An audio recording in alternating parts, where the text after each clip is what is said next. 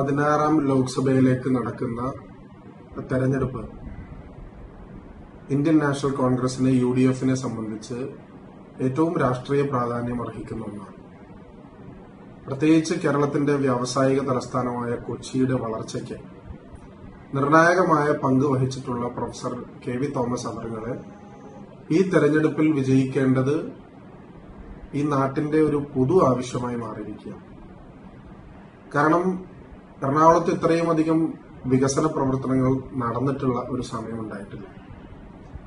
അതുപോലെ തന്നെ UDF ഗവൺമെന്റിനെ വിലയിരുത്തുന്ന, സംസ്ഥാന ഗവൺമെന്റിനെ വിലയിരുത്തുന്ന ഒരു തെരഞ്ഞെടുപ്പായതുകൊണ്ട് തന്നെ കഴിഞ്ഞ 3 വർഷക്കാലം സ്റ്റേറ്റ് ഗവൺമെന്റ് നടത്തിയിട്ടുള്ള, കൊച്ചിക്ക് നൽകിയിട്ടുള്ള വലിയ പ്രാധാന്യം അത് ഈ തെരഞ്ഞെടുപ്പിൽ നമ്മൾ എടുത്തു കാണിക്കേണ്ട ഒന്നാണ്. ഇൻഫ്രാസ്ട്രക്ചർ ഡെവലപ്മെന്റ് മാത്രമല്ല, വികസനം എന്ന് പറയുന്നത് എല്ലാ തലങ്ങളെയും എല്ലാവരെയും ഉൾക്കൊള്ളുന്ന ഒന്നാണ് എന്ന് തെളിയിച്ച ഒരു ഗവൺമെന്റാണ് ഇന്ന് കേരളം ഭരിക്കുന്നത്. അപ്പൊ തീർച്ചയായിട്ടും അതിന്റെ വിലയിരുത്തൽ കൂടിയായി ഇത് മാറുമെന്നുള്ള കാര്യത്തിൽ സംശയമില്ല.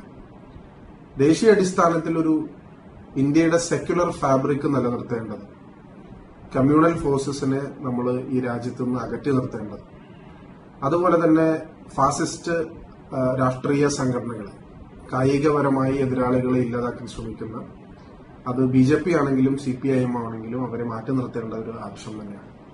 അതുകൊണ്ടാണ് എക്കാലത്തും വികസനാത്മക രാഷ്ട്രീയത്തിന്റെ വക്താവായി നിലകൊണ്ടിട്ടുള്ള, നമ്മുടെ എറണാകുളത്തിന്റെ വികസനത്തിന് ഏറെ സംഭാവനകൾ ചെയ്തിട്ടുള്ള, ഇന്ത്യൻ പാർലമെന്റിൽ തന്നെ ഭക്ഷ്യസുരക്ഷ ബിൽ അവതരിപ്പിച്ച, ആ ആക്ട് കൊണ്ടുവന്ന പ്രൊഫസർ KV തോമസ് അവറുകൾ തീർച്ചയായിട്ടും എറണാകുളം പാർലമെന്റിൽ നിന്ന്, മണ്ഡലത്തിൽ നിന്ന് ഇന്ത്യൻ പാർലമെന്റിലേക്ക് ശബ്ദമുയർത്താൻ പോകേണ്ടത് അത്യന്താപേക്ഷിതമാണ്.